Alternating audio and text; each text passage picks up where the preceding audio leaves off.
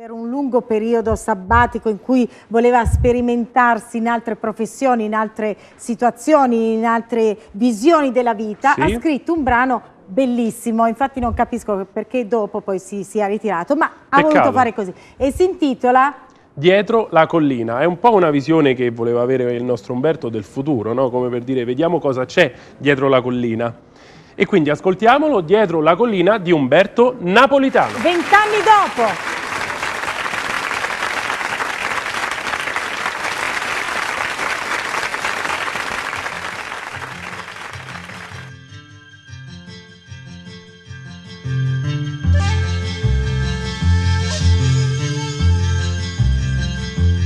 Cosa mai ci sarà dietro la collina?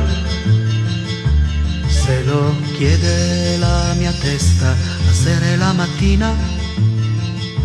Sono chiuso dalle sbarre, ma ho la fantasia che corre. E cosa mai ci sarà dietro la collina?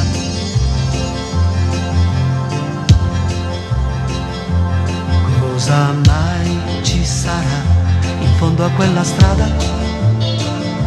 Su qualcuno me lo dica prima che io cada,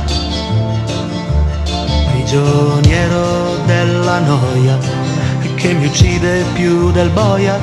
E cosa mai ci sarà in fondo a quella strada?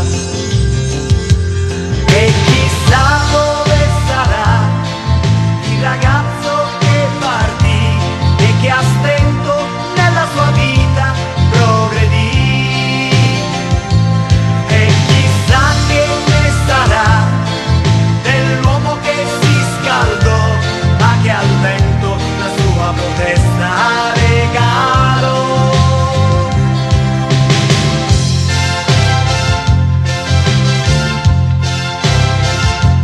Cosa mai ci sarà dentro quella casa? Il fantasma di un amore o un abito da sposa?